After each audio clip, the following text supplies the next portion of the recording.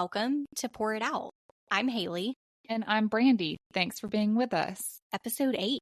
Episode 8. Time flies. We're almost about to hit double digits. We've got a lot of good content planned for the next several weeks leading up to the holidays. Yes. Trying to map out our content through the end of the year, and we have a lot of good stuff coming.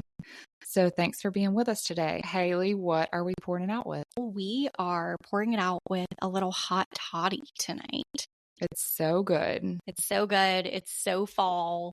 We've got the windows open. Got the fall air. I was about to say, we finally hit some fall weather.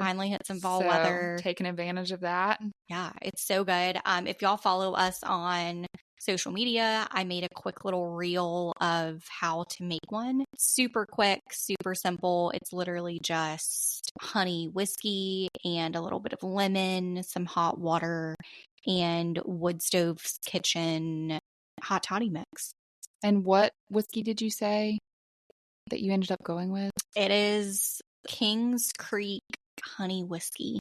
At Total Wine. Yeah.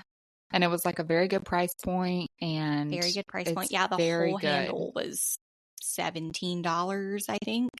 Honestly, might be a little dangerous because you can't even taste the... Can't tell.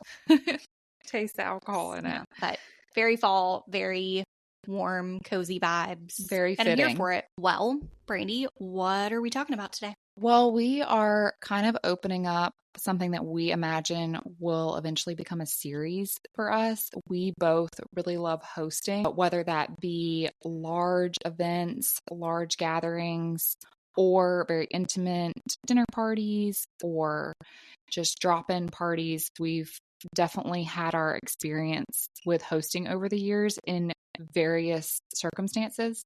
So we're kind of capitalizing on that and discussing some different options and what our little tips and tricks are. So this hosting series is going to kick off. We thought it was very fitting to start talking about the holidays and how we both have taken turns hosting different holidays, whether that be Halloween, Friendsgiving, Thanksgiving, Christmas parties. So we kind of wanted to open up that door and talk about all the fun things that come with hosting different events this holiday season. Tips and tricks that we've picked up along the way. I would by no means call us professional hosters, but we have hosted enough throughout the years that I feel like it's definitely become easier for both of us. Yeah. I think it's a lot easier for us to just kind of throw something together. Yeah. Brady and I both also over the years have accumulated lots and lots of decor. So it's easy for us to just kind of trade out or borrow or just kind of throw something together relatively quickly. So we thought we would get on here a little bit early out from the holidays to kind of start giving you guys some ideas and maybe some helpful tips that we've picked up along the way. I think also too, over the years, it's become a lot more fun for us. Yeah, We're more comfortable doing it. We understand what's important and what's not so important. It doesn't stress us out like it used to. We're at a good point to be able to talk about it because neither one of us are as stressed out as we used to be. Definitely. Yes. And made it a lot more enjoyable experience for us, but also I'm sure the people that we're hosting for. So yeah, I think we're a lot more fun to be around. Yeah. Maybe not so type A. And that's kind of what we're going to open with is things that we think about prior to the actual event, prior to hosting. And a lot of that, prepping as much as you can beforehand, can kind of help alleviate a lot of that stress and figuring out how to capitalize on that and how to best implement that. Yeah, for sure. Anything that you can do ahead of time to, as Brandy said, alleviate that pressure and stress will just make everything the day of run a lot smoother. We've kind of talked about in the days prior to an event, really setting your timeline to what that day of looks like and what things that are important to you, like what time things need to go in the oven, what time people are arriving, what time you want to serve dinner. Do you even want to serve dinner? Do you want to make it kind of like an open invitation, like a chili bar or something? Yeah, one of the things that's been the most helpful for me as far as timing is I have literally sat down and made an outline before of like, okay, if we want to eat by 6 and these are the recipes that I'm making, how long does it, need to cook? Can it all go in the oven at the same time? Is it, different temperatures these things need to cook on? So if you really sit out and like make a timeline of what time everything needs to go in the oven versus what time you want to eat by, I really feel like it can give you a pretty good sense throughout the day of like how your day needs to run. And that gives you a lot more flexibility to understand what all you need to take on that day. Because the day of, when you're hosting something, can automatically carry a lot of stress because you have a big to-do list. Mm-hmm. So I think figuring out things prior really eliminate a lot of that.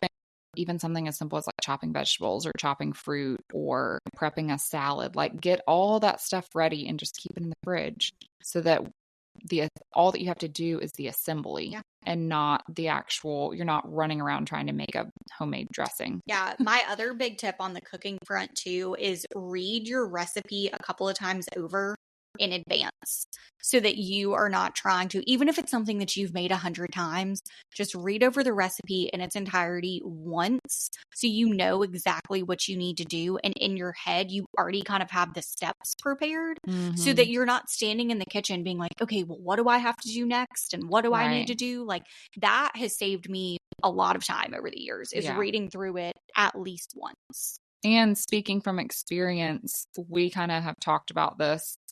Something that we have figured out as we've gotten more comfortable with hosting is to pick dishes that you are comfortable making when you are the host.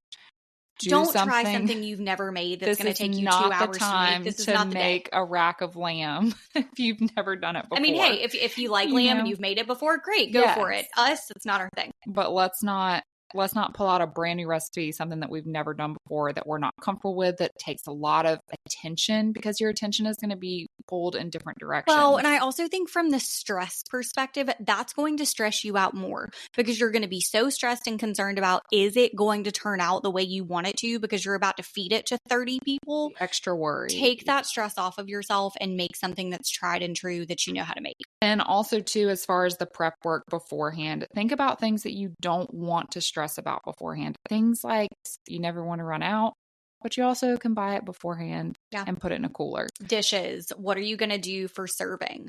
Are you going to use china? If you are, do you have enough? Do you need to get more? Do you want to use nicer plastic or paper? Like, what route are you going? Things like make sure your bathrooms are stocked with toilet paper, hand towels, etc. All that stuff. Make sure your kitchen is stocked with like spices, paper towels, like things that you're not having to run around and grab in the midst of trying to prepare.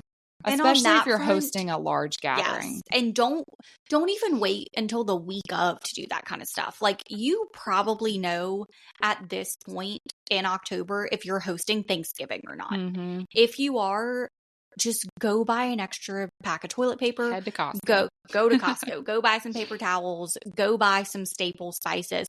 Because also you run the risk of that stuff being sold out. Again, another stressor that you can alleviate. Let's say that you're in charge of hosting Thanksgiving. Sometimes that can mean a lot of people, a lot of opinions, and a lot of food, which can be a good thing, but also kind of some things to consider is figure out who is doing what. People are going to call you and they're going to ask what they can bring, and make sure that you have enough variety. Also, make sure that you are letting people help how they would like to and pay attention to what their specialties are. If you have been to an event with them before and you know that they make a killer appetizer, or you know that they can throw together a beautiful salad or make a picture of phenomenal cocktails, capitalize on what their strengths are, because and that will make them feel more comfortable as well. Yes. And then again, takes the stress off of what then they have to prepare. Look, I hate a group text as much as the next, but it's really helpful around the holidays. Like when I'm in a group text for our Thanksgiving group every year, and we all start texting a few weeks out and we all decide what we're bringing so that there are no duplicates, because there is nothing worse than showing up to a holiday and 5 people have brought the same thing. Right. That way you don't have a million pecan pies stacked up. I don't know that I would hate that. No. Yeah, there's not 20 green bean casseroles. Yeah. It's great. Yeah. We don't need that many. We like a variety. Yes. And large gatherings, mean a lot of help.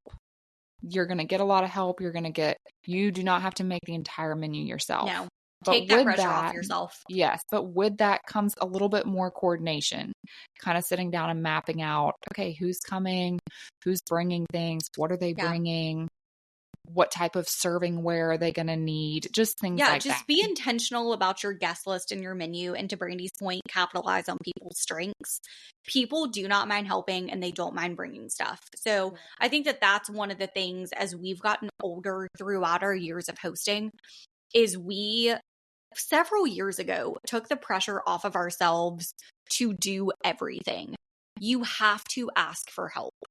Do not take on that many people by yourself. And also, you're not an enjoyable human to be around if you're stressed out because you were cooking an entire meal for that many people.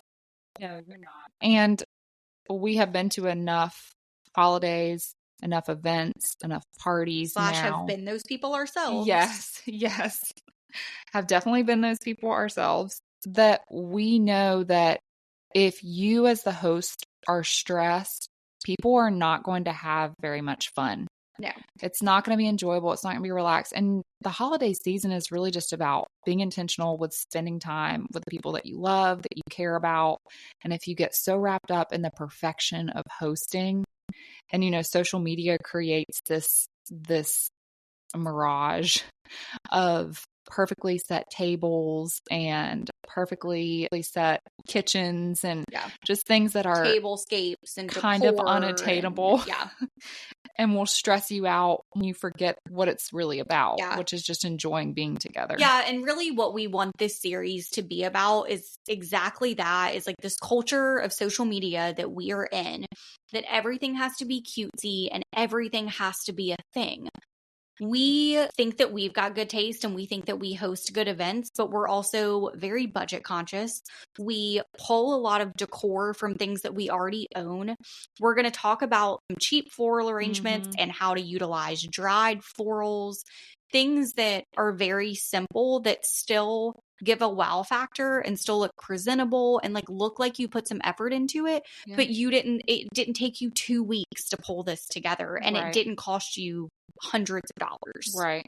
Well, and what I've learned is when I walk away from an event, there are so many times that I think I was uptight the whole time, or it just wasn't a relaxed setting. It wasn't enjoyable. And so I've really focused on creating an environment that people want to be in, that it's so hard to relax in today's world. And I truly want to create a space where everyone just feels relaxed, enjoy themselves, enjoy the food, enjoy the company. And so creating an atmosphere. Life and time are just so fleeting. So just enjoy being around the people that you love and the people that you care about, and just recognize that none of the rest of it matters. Despite what TikTok and Instagram tell you and what all of these influencers tell you, it just doesn't matter. Yeah. Not that we don't want things to be presentable and look like we put some effort into it, but at the end of the day, if I didn't make a pumpkin centerpiece that's got 50 different types of florals coming out of it, nobody cares. And you got red Solo cup. Yeah, it's, you know what? People are going to drink some tea out of a Solo cup and it's going to be fine. And probably have a better time. Yeah, it's going to be fine. And then guess what? You don't have to do the dishes. Worrying about breaking your china. So. Yeah, which is going to happen anyway. Yes. Getting into a little bit about decor and florals and things that you really focus on when you're setting something that's aesthetic but also useful. What are some tips and tricks that you have? A couple of different things. So I've gotten to where over the last few years have a much higher opinion of fake florals than I used to. I will say, I think faux greenery and faux florals have come a really long way. Yes, they've gotten really good. I think you can make some really pretty arrangements. And the terracotta vases and ceramic vases, I think, have come a really long way too. Yes. So I think that you can also utilize something like that, which honestly at this point, all of that stuff has become so popular. Most of us probably already have something like that in our home. Yeah. I know I keep a vase with stems in it on my kitchen island year round, and I just kind of swap out the stems. Things. Yep. So I think that could be a really good option, utilizing something you already have. I've got a couple of eucalyptus greenery runners that I got off Amazon that I will sometimes use for the longer tablescape. You can stick some flowers kind of sideways in them to like make them look fuller. You can throw some votive candles in there, kind of use that as your base and kind of build on it. I've done something like that and then taken mini pumpkins and put around them. And typically, towards Thanksgiving, like into fall, you can get, pumpkins are pretty cheap anyway, but you can get the small ones for even cheaper because they're starting to kind of go out of season. And I also really capitalize on Trader Joe's flowers. If I want to do fresh florals, Trader Joe's is a great price point. They have tons of options that are all very seasonal. So it looks very intentional. You can make it look like you went out and spent a decent amount of money on a floral arrangement and you really just went and got some wholesale flowers and made them yourself. They also have a lot of dried options, which Brandy and I both really like. So you can get stems. They go a long way. Brandy, I wanted to kind of pick your brain. You're great about utilizing really dried florals like off of your land, like going and picking, things off of your property. And you're really great at pulling all of that together and making it look very intentional. So walk me through a little bit of your process on that. So the last few years, I've really focused more on natural elements. I just think they offer so much creativity if you allow it to, and it can be something that's like soothing. Honestly, just go on a walk. Even if you live in a neighborhood, there's still beauty to be found in those natural elements. Grasses this year are just blooming, like bursting with different fall colors and textures, and cuttings are so easy to incorporate in holiday tables. A few years ago, I did a runner with magnolia leaves and then did some votives, and I got some florals from Trader Joe's and just stuck it in the runner. And I will say, don't make the mistake I did. One year I was a teenager and I decided that I wanted to make some arrangements out of florals off the land, and I made the mistake of picking goldenrod. Oh yeah, putting it in vase because Everyone is really pretty. It's really pretty. It is very pretty. When I was like a young teenager, like knew of goldenrod, but didn't know what it looked, keep it outside. But I didn't know what it looked like. So just word of caution, don't make that mistake. I sneezed like the whole time. Some of the berries this time of year are beautiful, like purple, reds, like very fall. You just have to get a little creative with it. Yeah. Last year, we hosted my mom's 60th birthday. Her birthday's in October, and all of the arrangements came off of the farm. Just me walking around and cutting dried grasses or... Yeah, one of the things you're really good about doing as well is making much smaller arrangements. So I think that that's something that, people often, I think, overlook too, is they think that they have to have this like one massive centerpiece. You don't. Yeah. Honestly, too, when you're hosting a lot of people, especially if it's like a longer family style table, those centerpieces are going to get moved because people can't see around them. They're in the way. You do a really good job of taking much smaller vases, almost like stem vases. Yeah, like and little making bud vases. Little bud arrangements that you can put all throughout the table that like never get moved because they're not in the way, but they look great. You can get a lot more bud vases than you can one big, beautiful arrangement. Yeah. I learned that a long time ago. I spent like X number of dollars and X number of time making these like beautiful, huge center floral arrangements for a sit-down dinner. And every single one of them got moved. Yes. The second people sat down 100%. because they can't see. So I learned, okay, do smaller vases and send people home with the little arrangements, like buy a cheap vase. Yeah. On the vase front, one of my favorite hacks is, and I learned this, a little bit of background on me. I worked for a healthcare nonprofit for a very long time. And part of my job was event planning for our entire region. And I planned black tie galas for fundraisers for a very long time. But when you're on a nonprofit budget, but you're planning these very elaborate black tie galas, they still have to look like they're upper scale. One of my favorite hacks that we learned is that you can buy bulk quantity from the Dollar Tree online. You can buy gold chargers. You can buy the clear chargers with the like gold beads around them with the rimming. You can buy vases, and glass cylinder vases in different heights. You can buy glassware, and you can get it all shipped to whatever the closest store is to you, and they will load your car for you. Oh, that's so nice. So it's very cost effective. You can get votives, you can get votive candles. That is probably my favorite hosting hack, especially if you want to make things look a little bit upper scale, is Dollar Tree. Easy to buy in bulk. Very good price point. Number one tip. Yeah. Then if something breaks, you're not stressing out about it. And also, too, I did the same thing. Brandy threw her mom a big party, and then I threw my parents a big joint retirement party. And I did pretty elaborate centerpieces. I did chargers. It was very nice. Almost everything in bulk came from the Dollar Tree. I got cylinder vases, different sizes. And then, yes, to Brandy's point, at the end of the night, I didn't want to take all of this home with me. I gave flowers out to everybody that came. And yeah, they came from the Dollar Tree, and I got 25 vases for $25. Take them. I don't care. Nice arrangement to last them through the week. Great memory from the party. Yeah. I don't have to take it all home. It's great. Win-win. Win-win. I think, too, creating those intimate spaces that naturally flows with the season is really important. Yeah. And then incorporating useful decor. I have started collecting salt and pepper, not just shakers, but also bowls and just different, because you're always going to need it on your table. Why not make it pretty? Yeah, and intentional decor. And that's something very easy to implement. I love napkin holders, and then purchasing napkins for each season or each event. I just think that's something fun and super cost effective. Little bowls with nuts or toppings or whatever you have is something easy to really finish off that tablescape and really make your life easier too, because it's something that's going to be utilized. Yeah, one of the things that used to really stress me out when I first started hosting was alcohol. No matter if it was a large gathering or a small gathering, I used to get really stressed out about people's different taste palettes for alcohol. I stressed out about if I was not going to have something that somebody wanted. What if my bar's not well stocked? What if I don't have anything to offer them that they like? What if I don't have the right type of wine?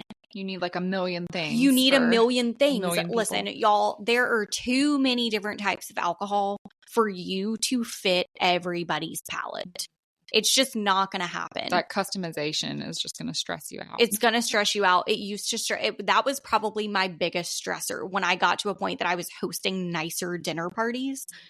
And I finally got to a point where I just decided I was going to pick one or two things.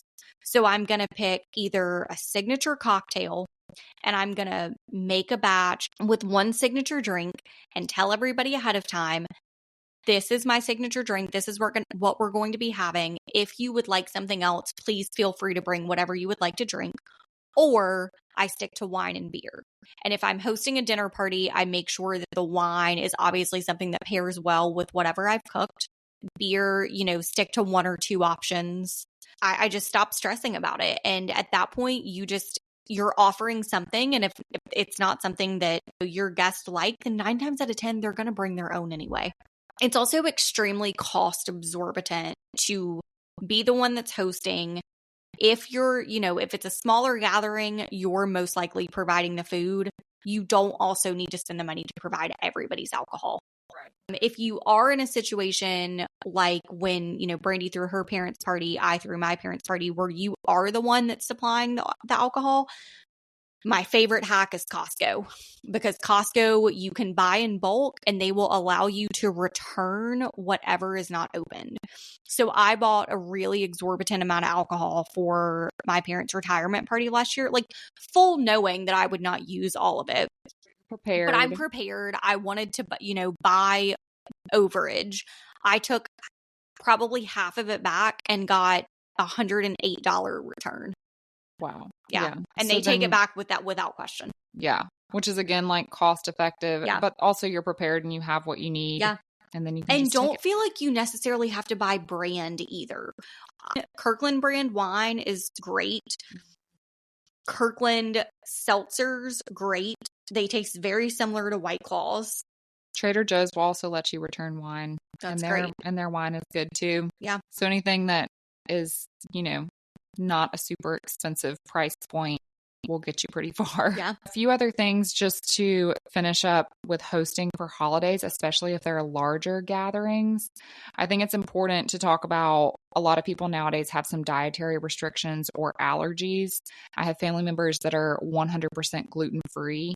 I feel like that, especially with things like Thanksgiving and Christmas, where there's a lot of food, a lot of people, you don't necessarily have to have everything gluten-free, but do kind of be aware. Have a family member that has an egg allergy. Just kind of be aware that you need to have options if those people are attending so that they can have a nice meal too. Yeah. You don't have to buy everything homemade. You can find local items that fill in those gaps so that you're not taking on so much that day. And shopping local also supports small businesses, which I feel like is great.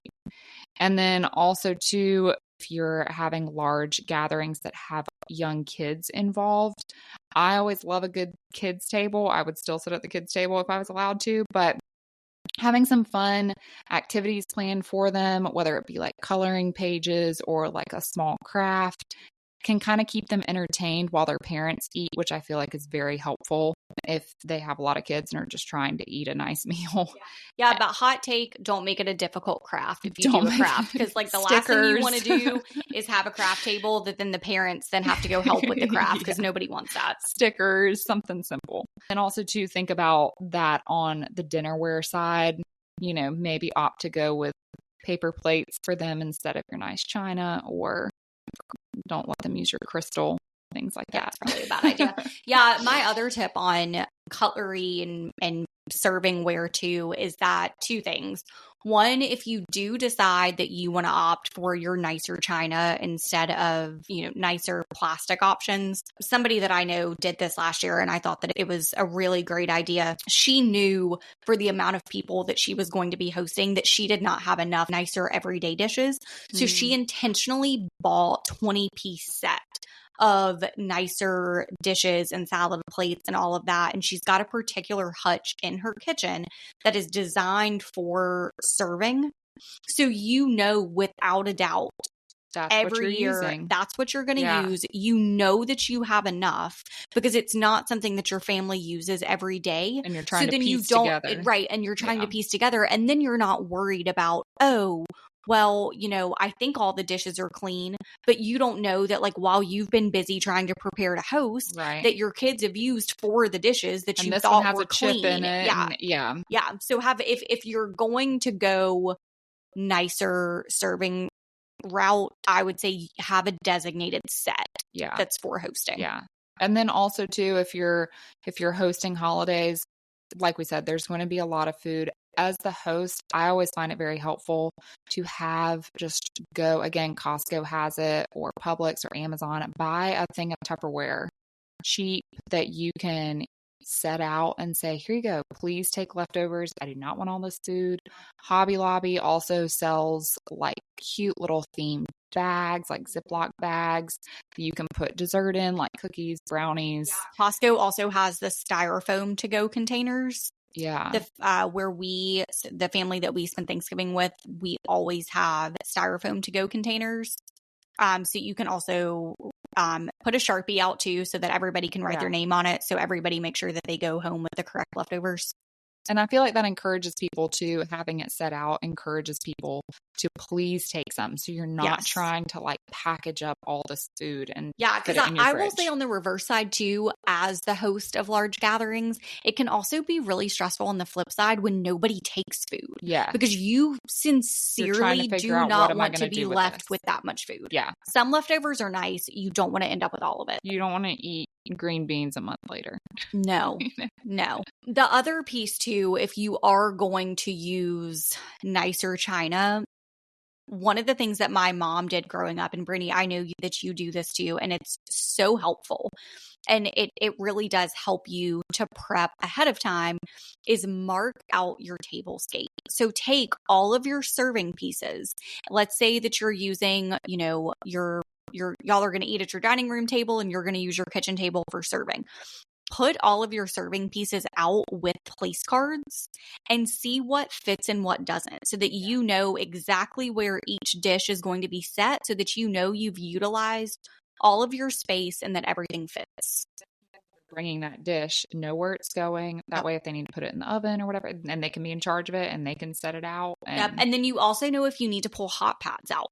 Mm-hmm. That was one of the things that my mom always did growing up ahead of time, is once she mapped out her tablescape and where everything was going to go, she would put hot pads down. Like, I know this is going to come out of the oven and go directly on the table. That's going to make my table hot. This needs to go on top of this. Be very intentional with maximizing your space, because then you know everything fits. Right. Holidays are also a time for hosting friend events and taking that opportunity to be a little more creative. This is where you can get a little more detail oriented, because most of the time you're hosting in a smaller space for a smaller group. You can kind of focus on, you're not hosting 45 people and trying to feed all of them. You can kind of take the opportunity to be a little more liberal with what you want to incorporate and how you want to incorporate it. A little bit more of an intimate setting. Yes. And you can this will kind of be where you showcase your pretty options, your creativity, things like that. So Haley, I know you do a lot of that. What are some of your ideas that you have? Yeah. So I would say this is where you take the liberty to try new recipes, to try fun recipes, to try maybe some nicer upper scale appetizers that maybe cost a little bit more, because, typically for more intimate dinner parties, you are the one that's providing bulk majority of the food here. Trader Joe's is somewhere that you can pull together things for really nice charcuterie boards and really nice appetizers that have a little bit more of an upper scale feel, but that are a little bit more cost effective, especially when you are the one providing bulk majority of the food. And maybe something too that's gives it a little more holiday feel. Aldi also has a really good charcuterie board section, again, for a great price point. So I would just utilize places like that are a little bit on the cheaper side, but that have nicer things that maybe something like a Publix doesn't carry, that is a little bit more holiday intentional.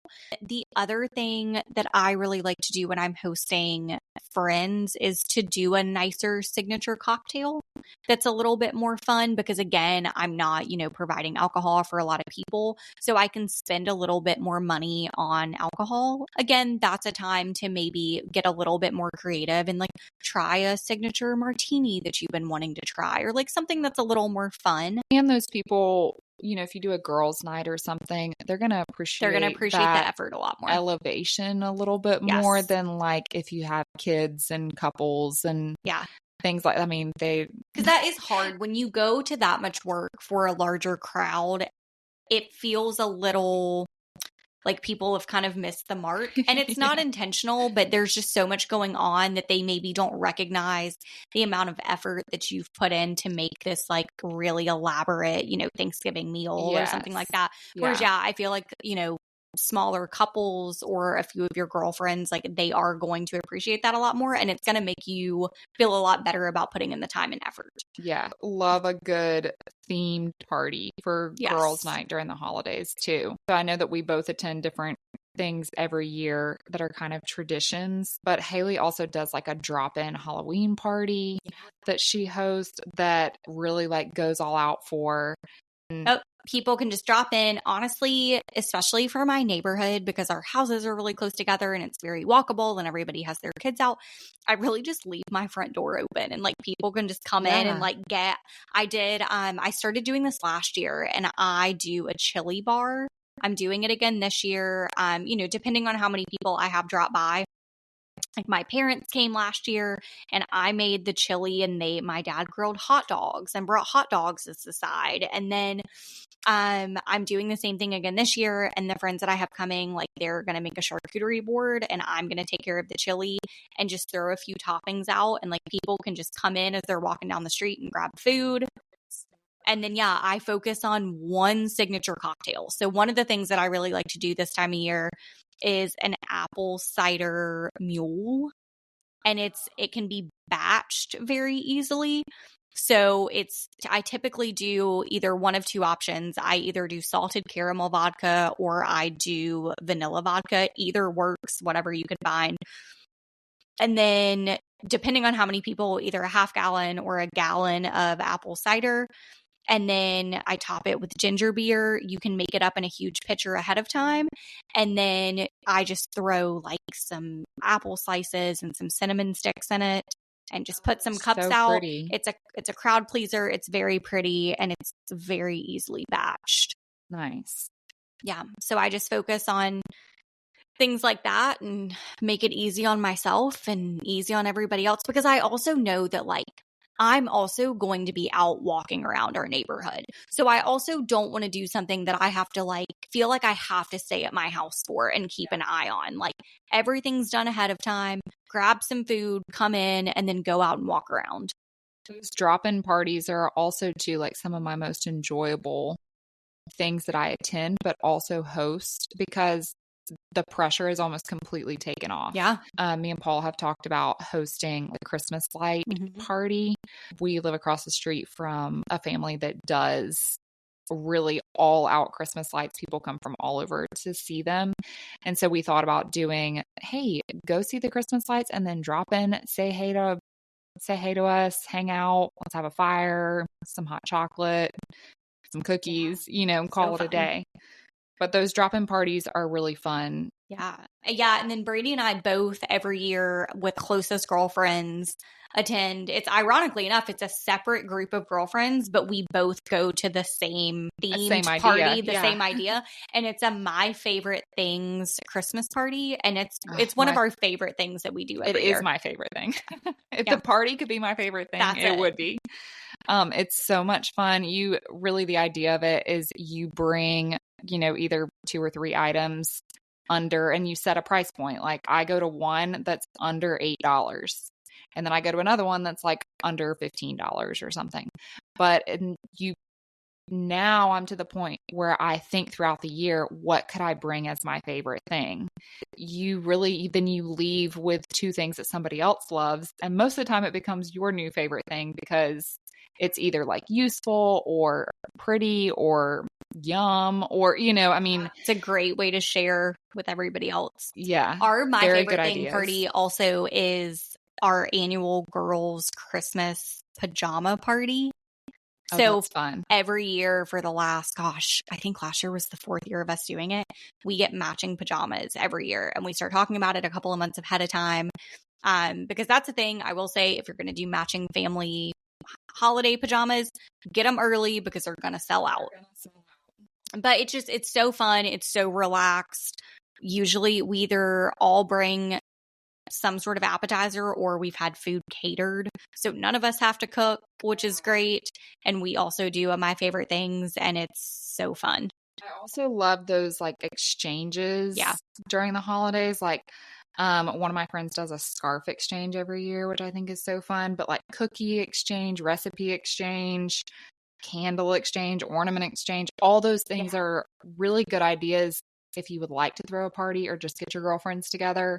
That's like a good base to do it off of. And it's a great base. The other thing that Brandy and I were talking about too is if you have a recipe for any of the holidays that is a crowd pleaser that everybody loves, that's a staple recipe of yours that like everybody always asks you for the recipe after they eat it, write some recipe cards down ahead of going to some of these parties or some of these events so that you have it on hand. If somebody says like, oh, hey, what's that recipe? Can you send it to me? Or that was so good, I would love to make it.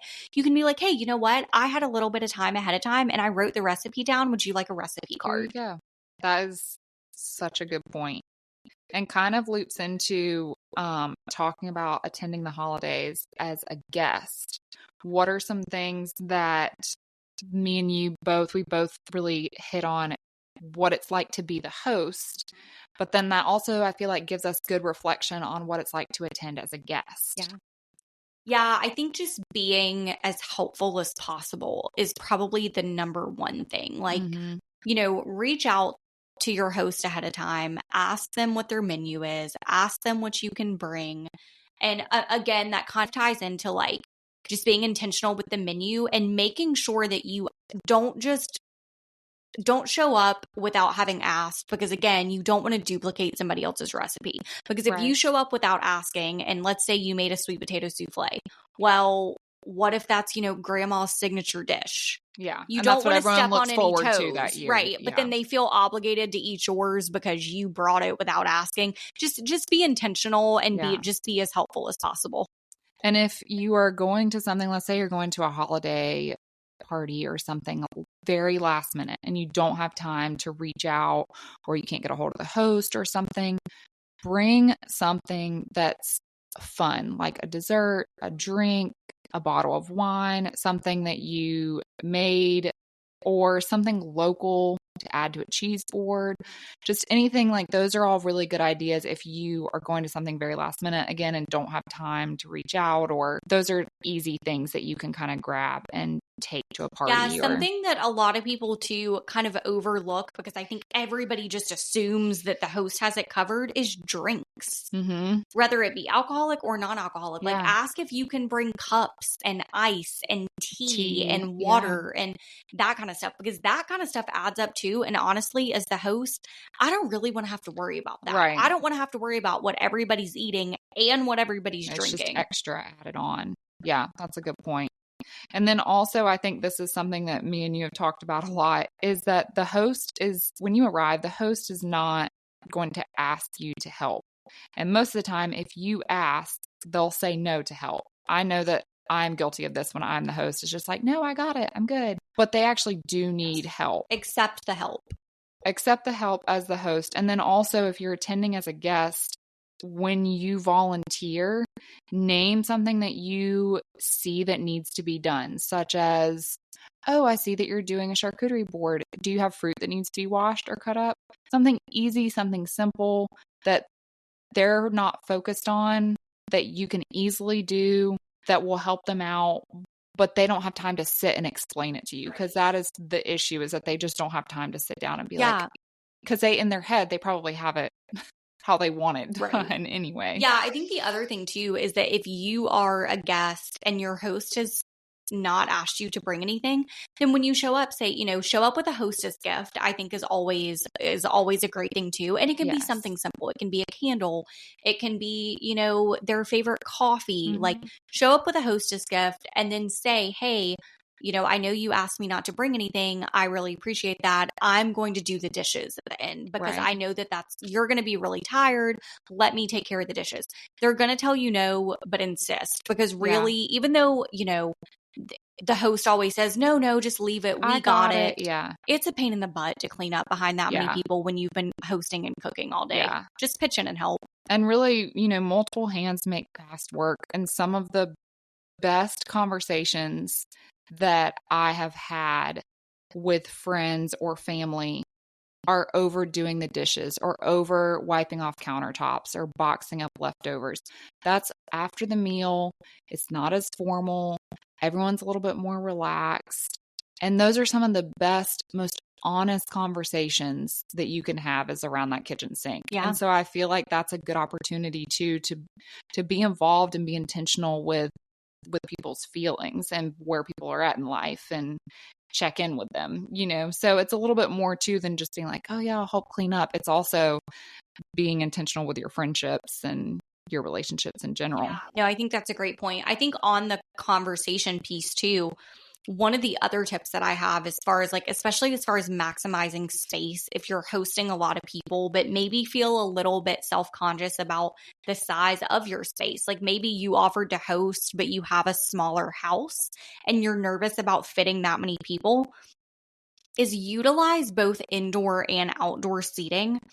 And know that it is okay if everybody can't sit together, because sometimes more intimate seating creates some of the most meaningful and intentional conversations that you maybe wouldn't have had if everybody was sitting together at this big, long table. Right. Yeah. So maximize your space, even if it's in a smaller setting, and let people that maybe wouldn't necessarily get the opportunity to see each other or talk to each other sit together in a smaller setting, because I think that too can create some more meaningful conversations as well. Yeah. Yeah, and that aren't all crammed together. I really love hosting holidays outside. We've started hosting things up at the farm and then just out on our back porch in general. And again, there's so many pros to hosting outside. I feel like it's more casual immediately. People dress more casually. It's just you can use paper plates and disposable cutlery and all that good stuff because it's just you're outside. Just remember to consider the elements, have things like bug spray, sunscreen, paper towels, blankets, extra jackets. Just have that stuff available so that people are comfortable and want to be outside. And then, of course, always consider the weather, have a backup plan. If it's going to get dark early, have some lighting available just because you don't want to be sitting outside trying to eat and it gets dark and you got no light. Yeah, some of my favorite hosting tips for outside, especially in colder weather, a little box of hand warmers and feet warmers go a long way if it's somewhere that's really cold, like little matching blankets that you can easily get in bulk online. So you get to walk away with a blanket. Like I've had people give them out, which I think is a really nice touch. Yeah, just be, a little bit intentional about the weather. Know that people adapt too. So if you're in a smaller space and you're worried about, where to put everybody, people adapt. And if they have to sit outside, they're going to be fine. Yes, they'll be totally fine. And it's also the opportunity to have a little bit more fun. You can incorporate outdoor games like cornhole set up. You can have like outdoor music. It can be a little bit louder than inside. You can have a fire. I think it creates a little bit more of like a fun environment. We've also had people at events that we've attended or holidays be like, can you bring some lawn chairs? Yeah. And like, yeah, we absolutely can. And we'll set up and have ourselves a big time. Yeah. So that kind of takes some of the pressure off of you and gives you some good ideas for taking the hosting from inside to outside as well. Well, I think that kind of wraps up our first part of our hosting series. As you can see, we have lots to say. And so this will probably continue to be one of our favorite series to really focus on and talk about because we both have a passion for it. Yeah. And our plan too, kind of moving forward now that we are kind of getting into that holiday season is doing more reels on our social media. Like we've been doing some, holiday drink reels, and we are going to start, doing some recipe reels and just things that we really like that we have, found useful, or things that we have done that other people have really appreciated, just that are quick and easy, and just, maybe to give you guys some ideas. Well, thanks for being with us, and we hope you guys have a great week. Thanks, guys. Thanks for pouring it out with us.